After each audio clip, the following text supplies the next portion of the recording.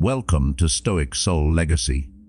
If you're ready to upgrade your mindset and unlock your best version, you're in the right place.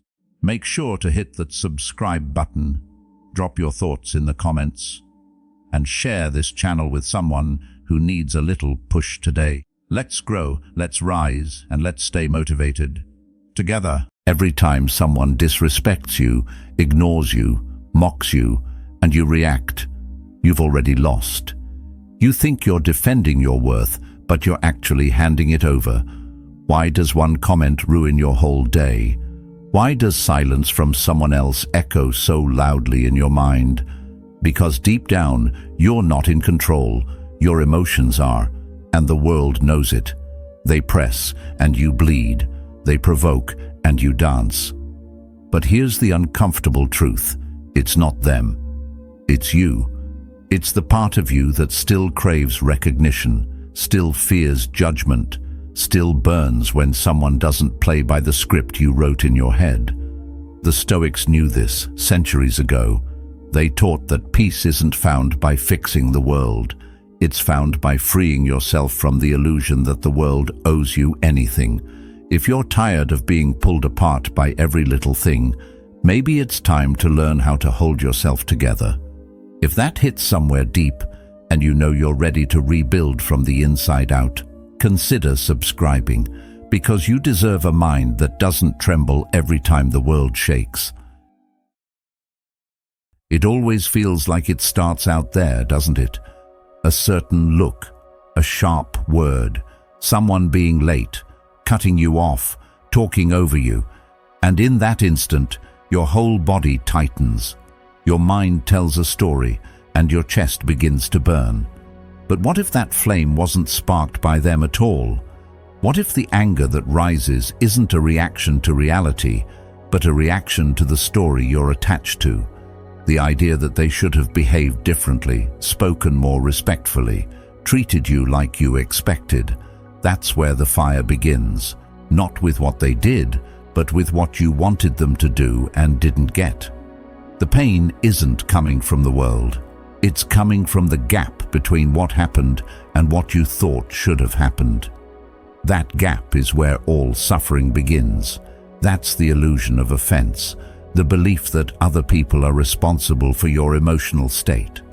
That illusion keeps you reactive, always on edge, always vulnerable to the next unexpected comment, the next silent treatment, the next failed promise. But the Stoics knew better. They understood that it's not the event that disturbs you, it's your opinion about the event. It's the meaning you slap onto it without even realizing it. You're not upset that someone cancelled plans. You're upset because you believe it means you're not important. You're not angry that someone raised their voice. You're angry because you believe it means they don't respect you. But what if you didn't rush to interpret everything as an attack? What if you could separate the event from the meaning? You'd see how little power those moments actually have. And this is the hard part, because we've been trained since childhood to believe that our emotions are caused by others. He made me mad. She ruined my day. But when you look closely, no one can make you feel anything unless you let them. Emotions aren't injected into you from the outside. They're built from within, based on how you process what happens. It's a bitter truth, because it means responsibility is yours, but it's also the doorway to freedom. Because if no one can cause your anger, then no one can control you either. That's real power. You can be unshaken not because people finally behave, but because you no longer depend on their behavior to feel stable. Marcus Aurelius put it simply, you have power over your mind, not outside events. Realize this, and you will find strength. That's not just a comforting phrase. It's a reminder that the battlefield isn't out there. It's in here. The world doesn't need to change for you to find peace. You just have to stop giving the world so much say in how you feel. Look at how it unfolds. Someone says something rude. Instantly, your brain takes it and runs. How dare they? They don't see my value. I need to say something back. But what actually happened? Words. sounds from someone else's mouth, the meaning, the insult, the rage. Those are all added by your mind. If you didn't have a belief about what they should say, their words wouldn't land at all. You wouldn't even flinch. It's like watching someone yell in a language you don't understand. It doesn't touch you. That's the potential of a trained mind. Not to be numb, but to be so clear that you don't confuse noise for threat. You don't make every discomfort a crisis. You let life unfold as it will, and you meet it with your own clarity instead of your reactions. And it's not about pretending things don't bother you. It's about asking yourself, why does this bother me? What belief do I have about this moment that makes me feel insulted or offended? You'll often find that it's not the person who hurt you. It's your image of who they were supposed to be. A friend who doesn't show up, a partner who doesn't understand, a stranger who doesn't show respect. You aren't hurt by the truth. You're hurt by the dream, the version of them you built in your mind, and that's where suffering grows. We're rarely wounded by what is. We're wounded by what we imagined would be. So the path forward isn't to avoid people or control every situation. It's to start watching your expectations, catch them in the act. Notice how quickly your mind creates a version of what should happen and how furious it gets when life refuses to obey. That's where anger lives, not in the world, but in resistance to the world.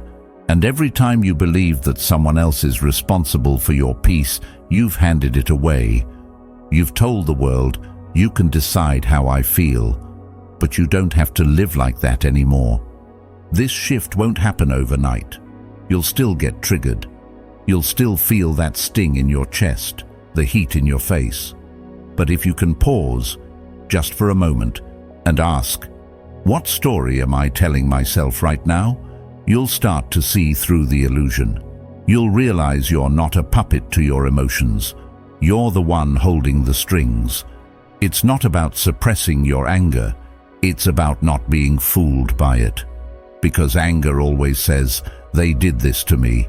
But wisdom always answers, I chose to respond this way. You are not weak for feeling hurt, but you stay weak when you let that feeling dictate your actions.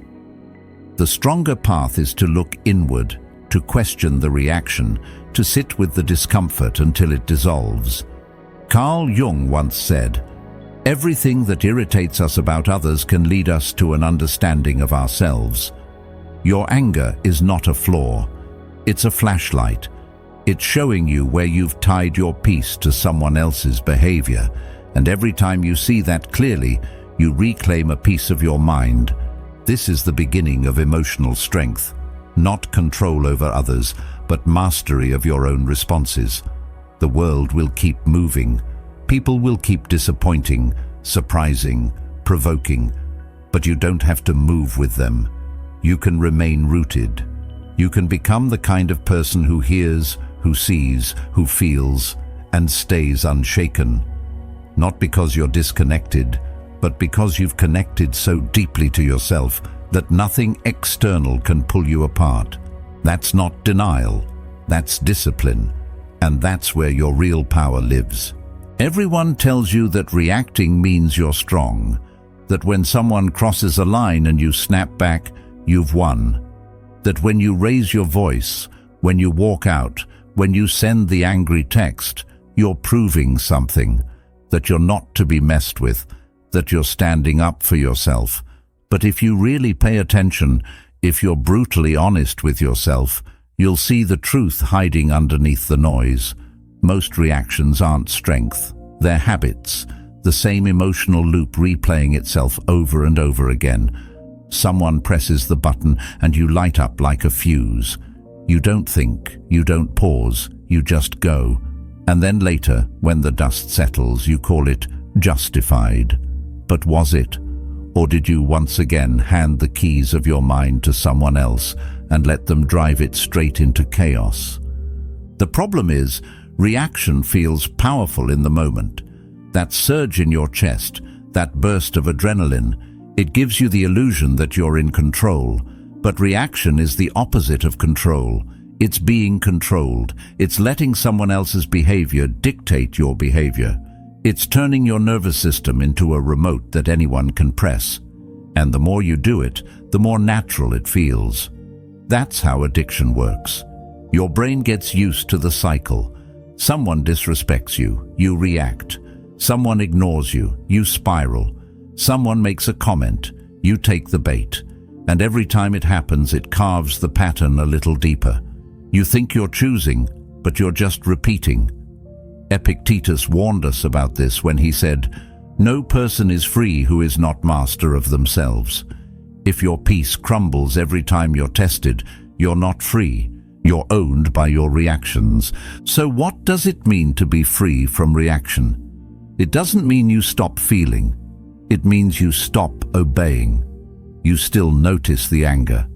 You still feel the heat crawl up your spine, your jaw tighten, your hands itch to respond, but you don't move.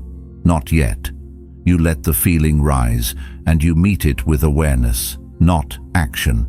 That's where your strength lives, in the space between the stimulus and the response. Most people never enter that space. They react before they even realize what they're reacting to. But when you learn to pause, even for just a moment, you interrupt the cycle. You reclaim your mind. You remember that just because something provokes you doesn't mean it deserves your energy. Not everything that triggers you is worth your attention. Think about the last time you got angry, really angry. Maybe someone insulted you, or they ignored your message, or they looked at you a certain way. How long did that moment live inside your head? An hour? A day? Longer? And what did it cost you? Your focus, your clarity, your sleep. That's the price of reaction. It doesn't just steal your peace in the moment. It follows you. It rewrites the tone of your entire day. You could have used that energy to build something, to connect, to reflect, to rest. But instead it was burned away on something you probably don't even remember clearly now. Reaction is expensive, and most of us are going broke. There's also a strange ego in reaction, a part of you that believes, if I don't respond, they'll think I'm soft. If I don't defend myself, they'll think they're right. But here's the truth most people can't accept. Letting someone believe they've won is sometimes the greatest victory, because you're not reacting to prove your worth anymore. You already know it. You're not defending your image. You've outgrown the need to explain who you are. When your value is internal, their words don't stick. They bounce off, they dissolve, and what's left is silence. Not empty silence, but powerful, intentional stillness. This isn't about suppressing emotion. It's about not being enslaved by it. Carl Jung said, "Until you make the unconscious conscious, it will direct your life, and you will call it fate." Most people believe they're just emotional or hot-tempered, as if it's a trait they were born with. But what if those reactions are just unconscious programs running the show? What if you could unlearn them the same way you learned them? Through repetition, through awareness, through patience. That's where real growth begins. Not when you never get triggered, but when getting triggered doesn't mean you lose yourself. And that's the shift. From automatic to intentional, from puppet to master, from noise to control. You realize that reacting doesn't make you strong, it makes you predictable, and predictability is a weakness. Anyone who knows your buttons can press them, but when you become unreadable, when your peace isn't up for grabs, you stop being a target. You stop being entertainment for the emotionally unstable. You become someone who doesn't play the game at all, and the game falls apart without you. This kind of mastery takes time. It takes awareness. It takes slipping up, getting pulled in, and then catching yourself quicker next time. But every time you hold the line, every time you pause instead of reacting, you build a new identity. One that isn't governed by chaos, but anchored in calm. One that doesn't dance to the tune of provocation, but moves only when it chooses. That's what it means to reclaim control, not just of your emotions, but of your life. Because the fewer things that own your reaction, the more energy you have for what really matters, and that's a life worth building.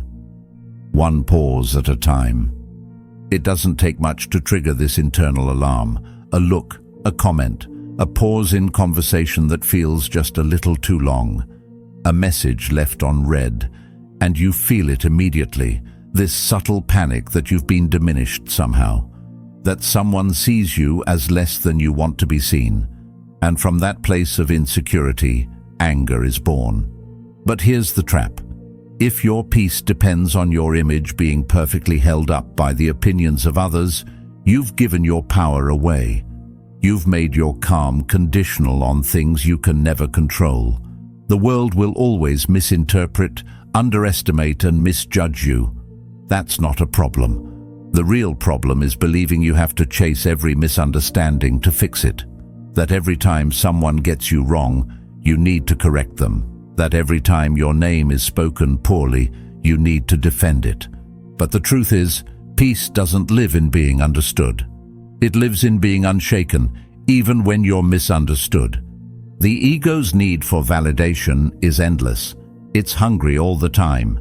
It doesn't matter how much recognition you get. There's always someone who will see you in a smaller way, and your ego will beg you to fight that, to argue, to explain, to perform your value until they finally agree. But even if they do, the satisfaction doesn't last, because it was never about truth. It was about ego, and ego feeds on conflict. It convinces you that every disagreement is a threat, that every challenge to your image is a battle that must be won. But winning in that space never leads to freedom. It leads to exhaustion. The more you defend your identity, the more fragile it becomes. Imagine how different life would be if you didn't need people to see you a certain way. If you could be content with being underestimated, misread, or even disliked without it disturbing your inner stability. That's not apathy, that's maturity, that's strength. Epictetus once said, "If you want to improve, be content to be thought foolish and stupid." Most people would never say that out loud, but the fear of being seen that way runs deep. It's why we argue when someone questions our knowledge, why we interrupt to prove we know more, why we can't sit in silence when we feel dismissed. But if you can learn to let go of that fear, something incredible happens. You gain access to a kind of peace that no one can take from you, because your self-worth is no longer up for debate. This doesn't mean you allow disrespect. It means you choose how you respond to it. There's a big difference between setting boundaries and defending your ego. One protects your space, the other tries to protect your story. One is grounded, the other is reactive. And most of what we call boundaries are just ego dressed in armor. Real strength is when you can walk away not because you're angry, but because you no longer find value in explaining yourself. When you know who you are so deeply that someone's misunderstanding feels like background noise instead of a personal threat. Think about how much energy you've spent trying to be seen the right way. How many conversations you've replayed, how many texts you've written and rewritten, how many moments you've ruined for yourself because your mind was caught in the web of image management. The ego says, don't let them think that about you. But your higher self whispers, what they think has nothing to do with your truth. That shift is powerful. It's the moment you stop living as a reaction to how others perceive you and start living from a calm, centered place that doesn't need permission to exist. Carl Jung believed that the parts of ourselves we avoid become the very things that control us. The ego avoids weakness, foolishness, vulnerability. It hides those things in the dark and fights like a wild animal when they're brought to the light. But what if you could embrace those shadows instead of fearing them? What if someone thinking you're wrong or small or foolish didn't trigger a battle inside you, but invited curiosity or silence or even a quiet smile? That's not weakness. That's evolution. You begin to feel compassion for those who try to hurt you, not because you've given up, but because you've outgrown the need to be on their level. You no longer need to match their energy because you're no longer operating from the same fragile frame. There's a weight that comes with needing to be understood all the time, a constant pressure to correct, to justify, to perform. But the moment you set that weight down, you begin to feel what real self-respect feels like. It's not about shouting who you are. It's about knowing who you are and letting your presence do the rest. And that knowing, that stillness, that's what silences the noise. Not because the world stops speaking, but because you no longer need to listen to what doesn't align with truth. And your truth doesn't need defending. It needs living, quietly, steadily, and without ego. Some people don't speak to communicate, they speak to provoke. Their words are weapons, not tools. Their tone is a trap, not a bridge. And when they throw those verbal jabs, they're not hoping for clarity. They're hoping for chaos. What they want is a reaction, not because they need your opinion, but because they feed on your energy. When you bite, you give them what they want. When you fight, you give them power. But silence, real, calm, composed silence, is something they never expect. It confuses them. It unsettles them. It holds up a mirror they can't escape, because in that stillness, their noise echoes back at them.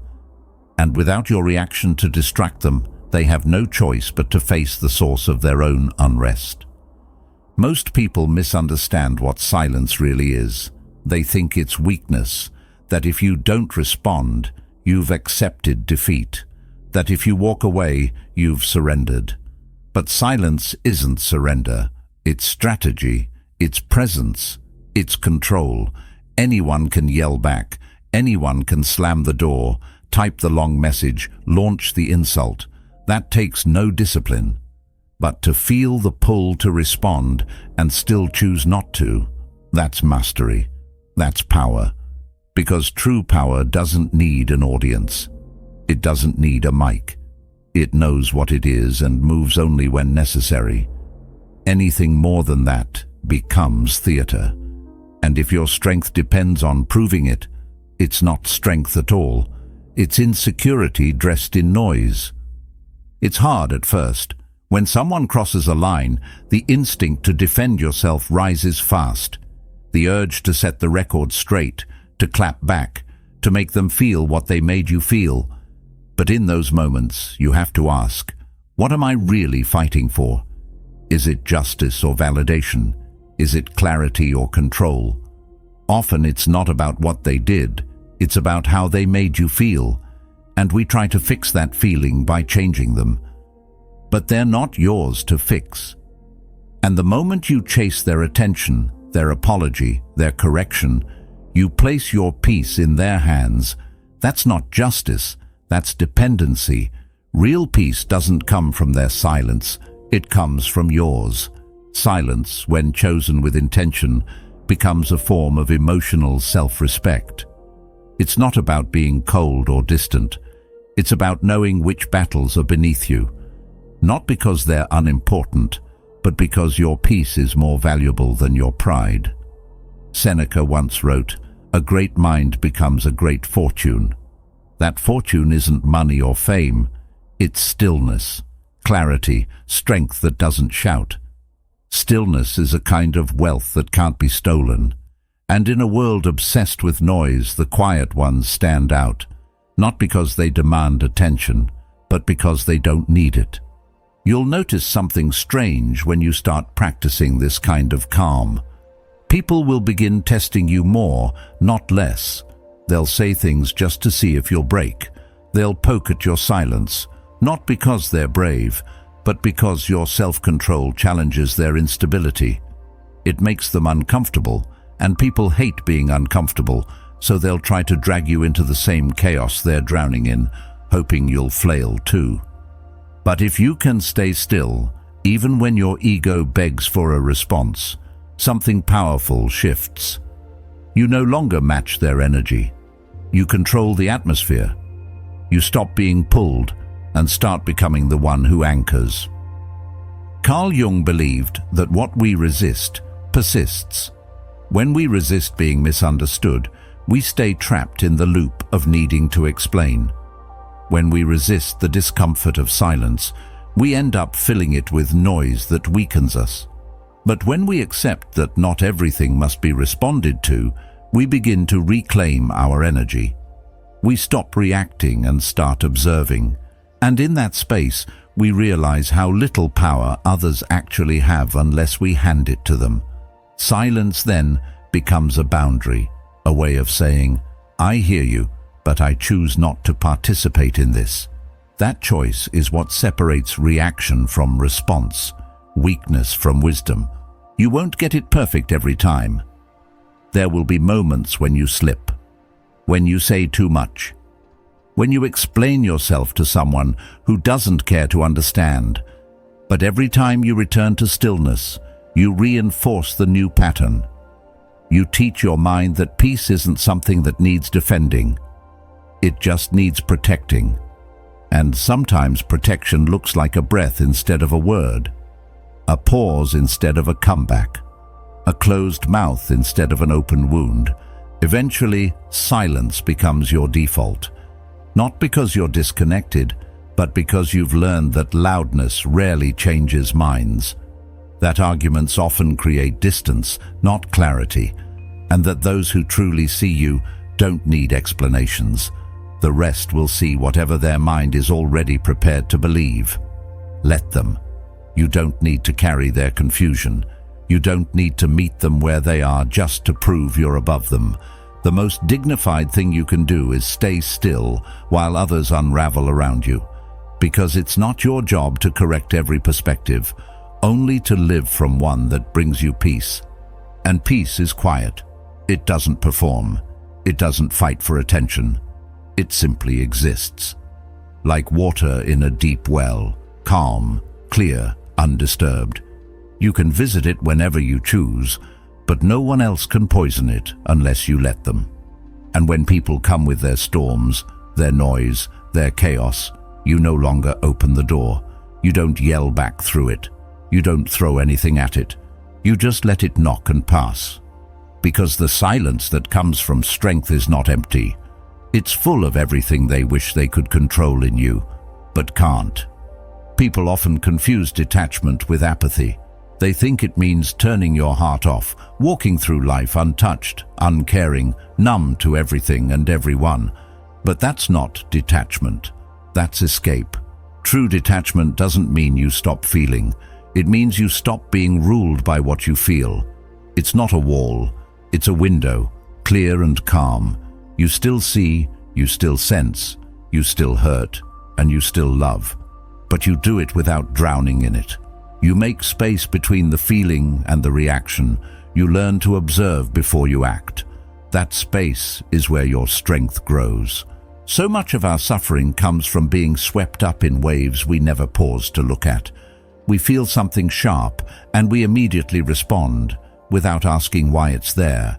But imagine if you paused instead, not to suppress, not to deny, but to understand.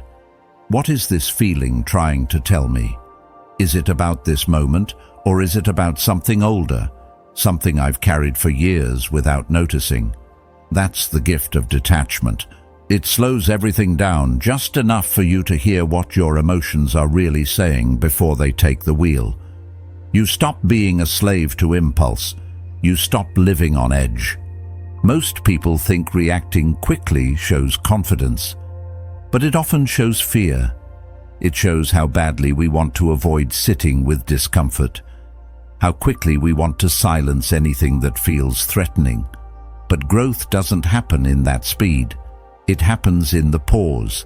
It happens in the quiet moment where you feel the discomfort rise, and instead of running, you lean in. We live in a culture that rewards dramatics.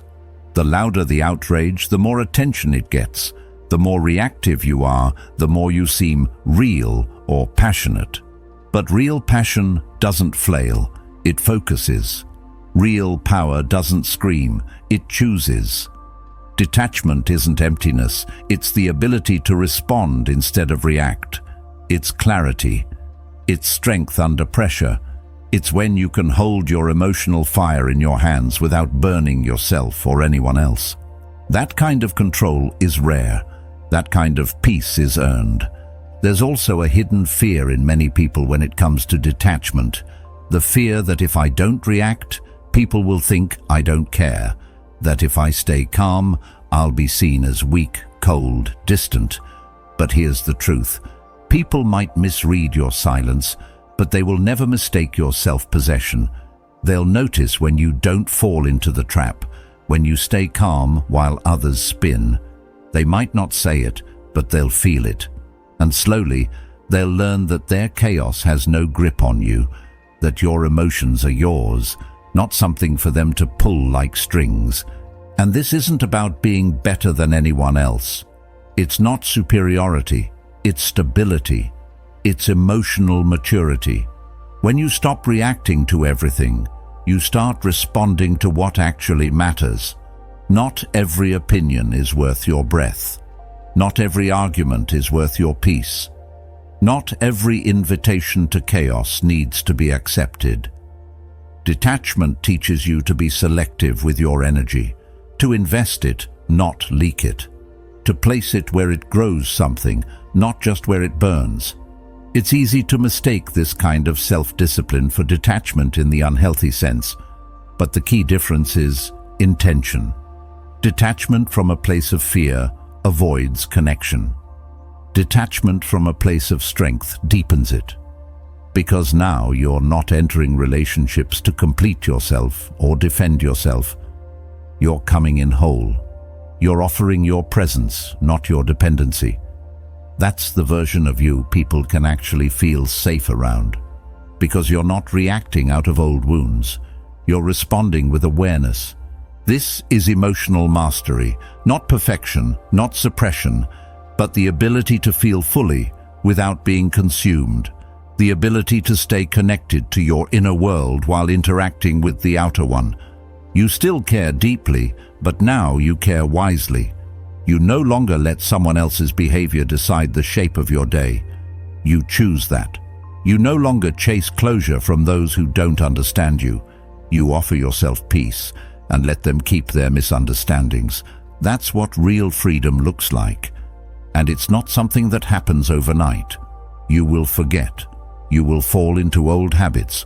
You will react and regret and want to rewind. But that's okay, because every moment you remember, you rebuild. Every time you choose the pause, the breath, the awareness, you get stronger.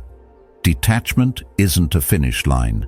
It's a way of moving through life. It's how you meet pain without flinching, how you face disappointment without collapsing, how you walk through noise without losing your quiet center. In the end, the goal isn't to stop feeling, it's to feel everything and still act with wisdom. To let your emotions visit, but never let them make your choices for you. To recognize the storm, but not get pulled into it. To understand what hurts you and learn from it instead of being ruled by it. That's detachment, not absence, not indifference, just strength, steady, rooted strength. The kind that doesn't shout, but holds. The kind that lets you breathe deeply, think clearly, and move forward, not from habit, but from truth. Anger often feels justified. It rises quickly, fills your chest, narrows your vision, and convinces you that it's the right response to what just happened, that someone else's words, actions, or attitude crossed a line. But if you look closely, really look, you'll find that most of the time, anger doesn't start in cruelty. It starts in confusion. You don't understand why they acted that way, why they said that. why they suddenly pulled away, lashed out, lied, or ignored you. And in the space where understanding is missing, your mind fills in the gaps, with judgment, with assumptions, with stories that center you as the target and them as the threat. But what if that space didn't have to be filled with fire? What if it could be filled with insight? When you begin to understand what drives someone else's behavior, you take away its power to shake you. You start to see that the sharpness in their voice wasn't about you. It was about the chaos they carry. That the coldness in their silence wasn't rejection. It was fear. That their need to dominate, impress, or mock comes from insecurity, not strength. You stop personalizing behavior that was never personal to begin with. Not because you excuse it, not because it's acceptable, but because you see through it. And once you see clearly, anger loses its grip. Most people aren't waking up in the morning looking for ways to hurt others. They're waking up trying to survive their own mess. Their behavior is often a reflection of internal storms they've never learned to calm. The one who lashes out might be desperate to feel seen. The one who manipulates might be terrified of being abandoned. The one who always needs to be right might feel worthless without control. Understanding this doesn't make the behavior okay, but it makes it easier to meet it without being pulled under by it. Because once you recognize that their chaos belongs to them, you stop making it yours. Socrates once said, "Be kind, for everyone you meet is fighting a hard battle."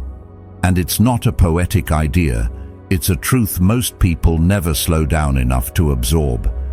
That battle isn't always visible. It's not marked on their face or written in their tone, but it's there, buried beneath habits, defense mechanisms, pride, silence, overcompensation. The problem is, when you don't see the battle, you assume it's about you. You react as if every rude comment is an attack. Every passive-aggressive joke is aimed straight at your worth.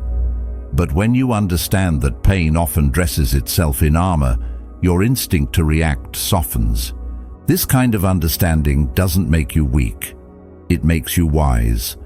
Because now you're responding to what's real, not just what's loud. Now you can choose how to engage or whether to engage at all. You don't get baited into emotional games. You don't need to match their tone or prove your point. You see what's driving them, and you decide what kind of energy you want to meet it with. Sometimes that's compassion, sometimes it's boundaries, but it's no longer reaction, it's choice. And choice is where your strength lives. Carl Jung taught that what we do not understand in others often points to what we have not yet understood in ourselves. So when someone's behavior triggers you deeply, there's usually a lesson there, something unexamined, something unresolved. Maybe it's your need to be respected, or your fear of being unseen, or a part of you that still feels like you have to fight for your place. Understanding others also opens the door to understanding yourself.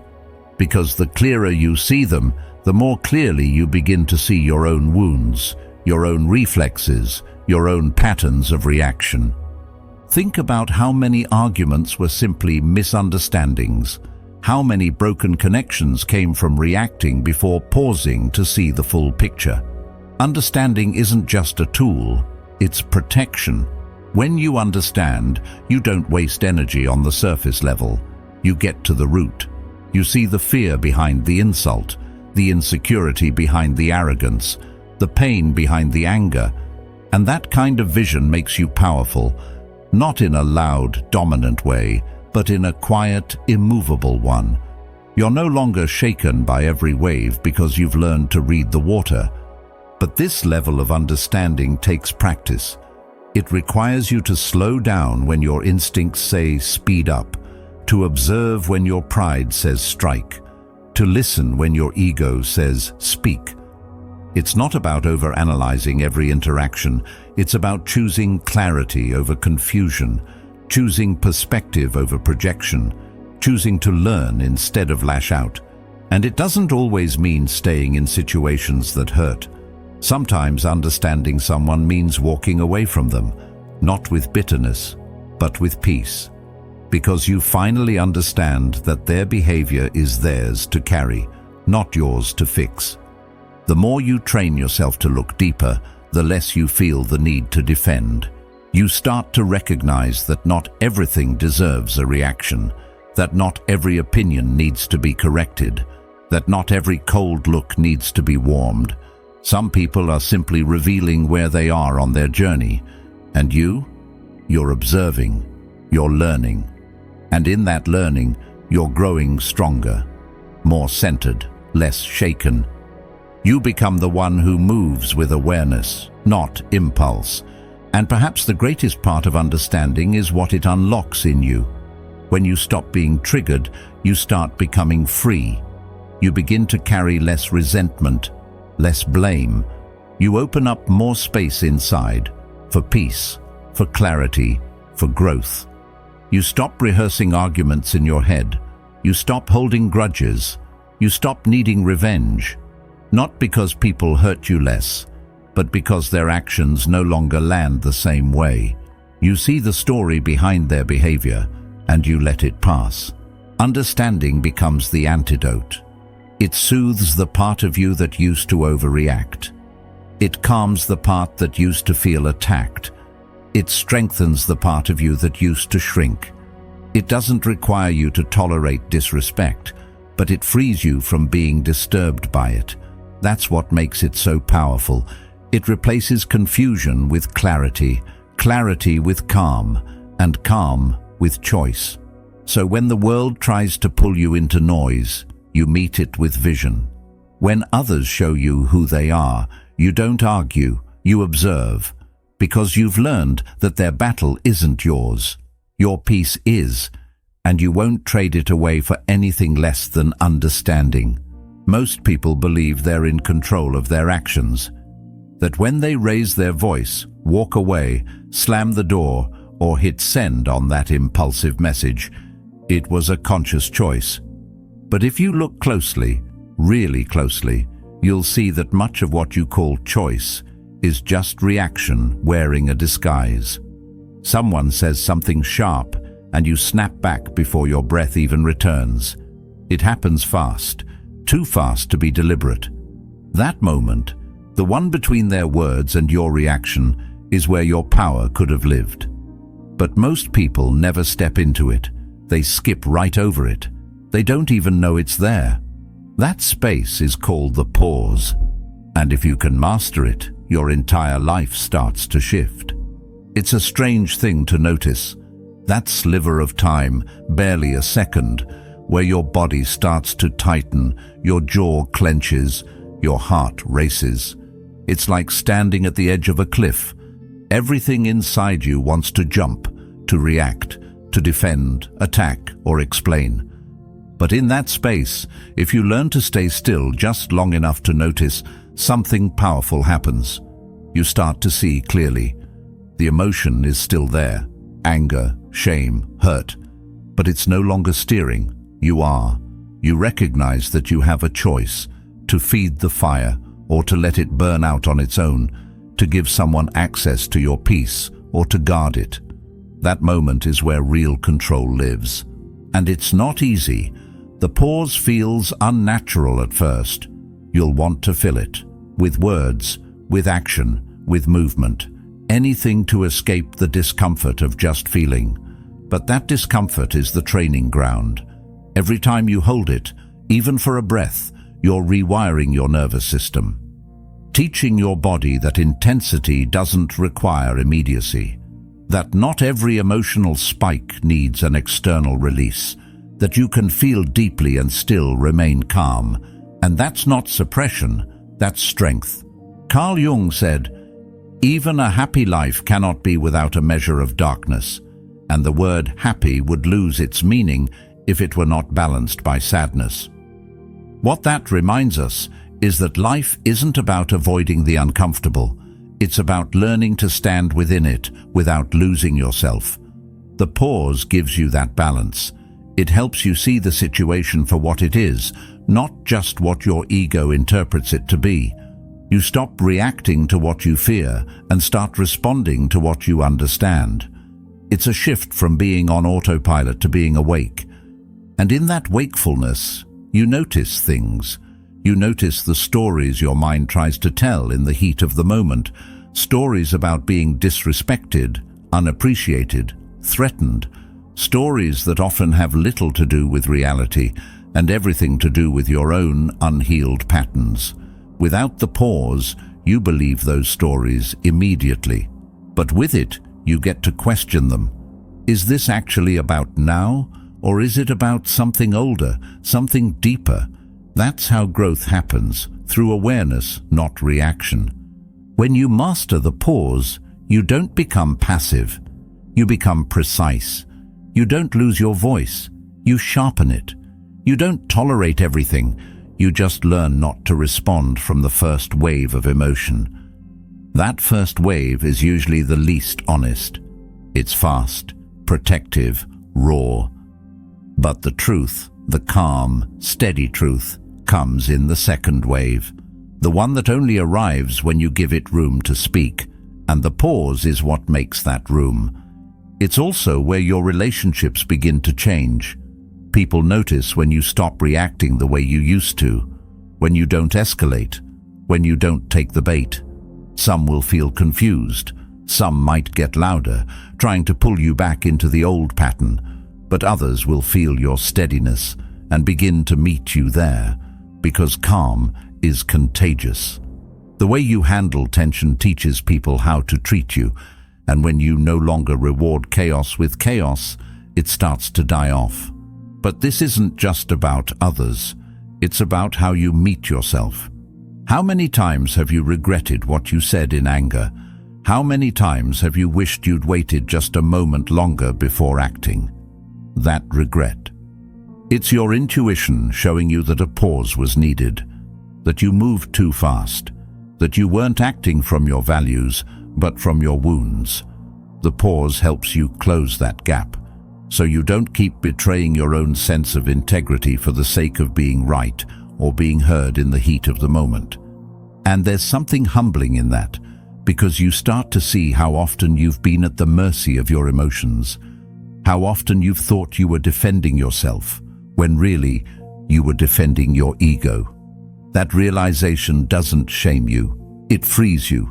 It shows you where your work is, not in perfecting your image, but in practicing your presence. Seneca once said, "No man is more unhappy than he who never faces adversity, for he is not permitted to prove himself." The pause is a kind of adversity. It asks you to prove yourself, not to the world, but to your own mind. To prove that you can stay steady when everything inside you wants to run, that you can choose clarity over impulse, stillness over noise. That's not something you declare once. It's something you do again and again until it becomes your way of being. And slowly it does. The more you step into that space, the more natural it feels. Your reactions soften, your presence deepens. You stop being pulled into every storm. You start becoming the calm within it. People notice the difference. But more importantly, so do you. You start to trust yourself more, because you've shown yourself that you don't need to explode to be strong. You don't need to react to be real. You just need to stay long enough in the pause to choose the version of you that's aligned, not just the one that's loud. Mastering the pause isn't about becoming emotionless. It's about becoming emotionally mature. It's not about holding everything in. It's about holding it wisely, letting it rise, letting it speak, but not letting it take the wheel. And with time, you realize that most of what you thought needed a reaction never really did, that most of the battles you fought weren't necessary, that the peace you've been chasing was always hidden in that one simple act, waiting, not because you're passive, but because you're powerful enough to pause. There's a point in this journey where something begins to shift, not loudly, not all at once, but like the quiet cracking of old ice beneath your feet. You realize you no longer feel the same pull to understand every word spoken about you. You stop needing to fix misunderstandings. The questions that used to loop endlessly in your mind. Why did they treat me like that? What did they mean by that comment? Why didn't they value me? They begin to dissolve.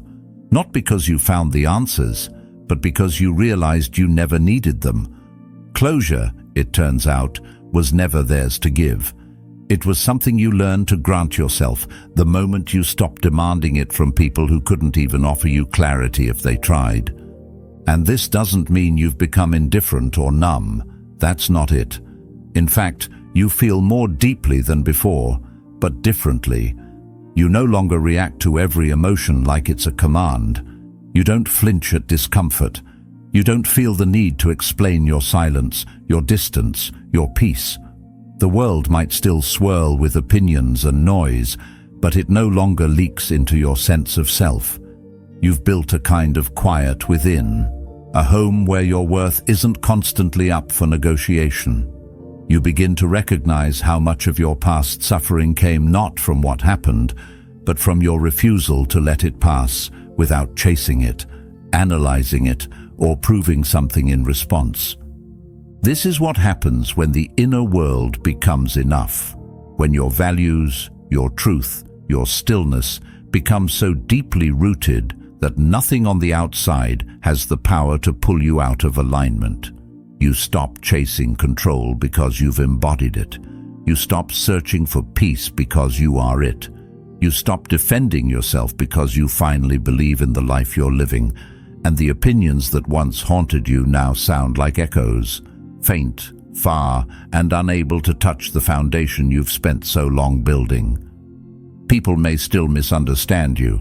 They may still project their own wounds onto you, twist your intentions, paint you with brushes dipped in their fears. But you don't move to correct them anymore. You don't feel the urgency to set the record straight. Not because you've given up on being seen, but because you've stopped trying to convince people who were never looking clearly to begin with. Your life no longer bends to the approval of others. And in that freedom, you gain a rare kind of peace, the kind that cannot be taken, only surrendered. And you don't surrender it anymore.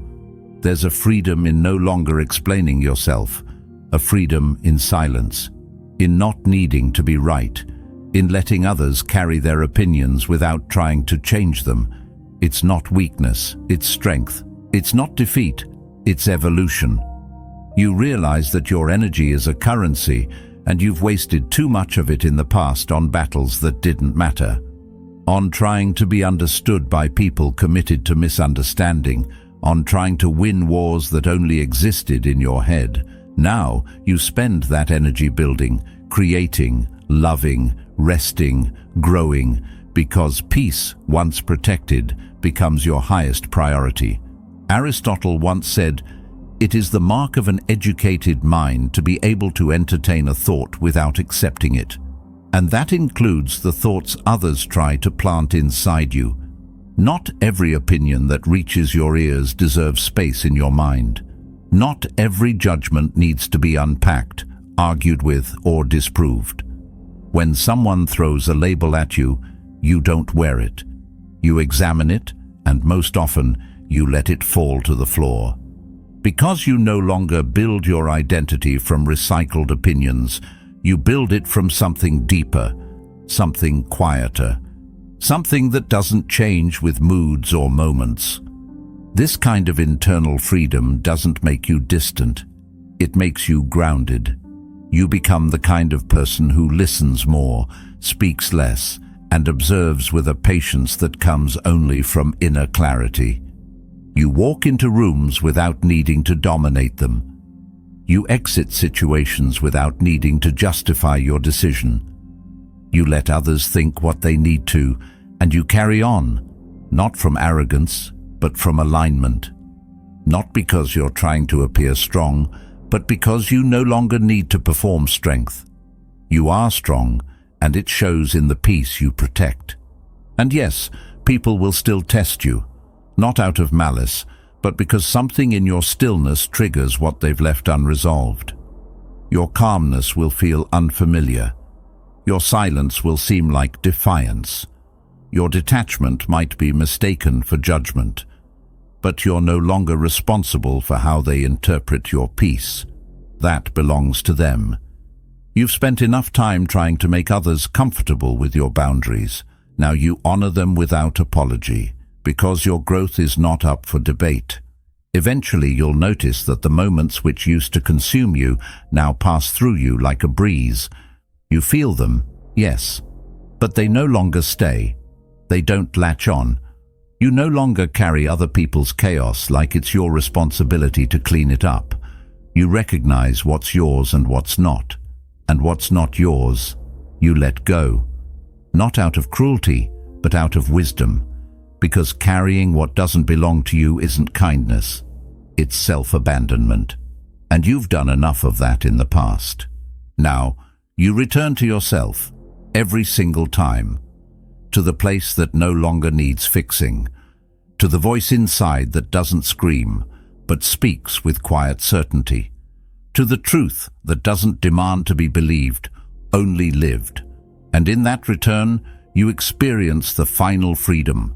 Not just freedom from others, but freedom from your own old self. The self that needed to be liked. The self that needed to win. The self that needed to be heard, even when the room wasn't listening. That self begins to rest. And what rises in its place is something steadier, stronger, and far more at peace. You don't need to fight for peace when you become the source of it, and once the noise outside no longer shakes the quiet inside, you've already won.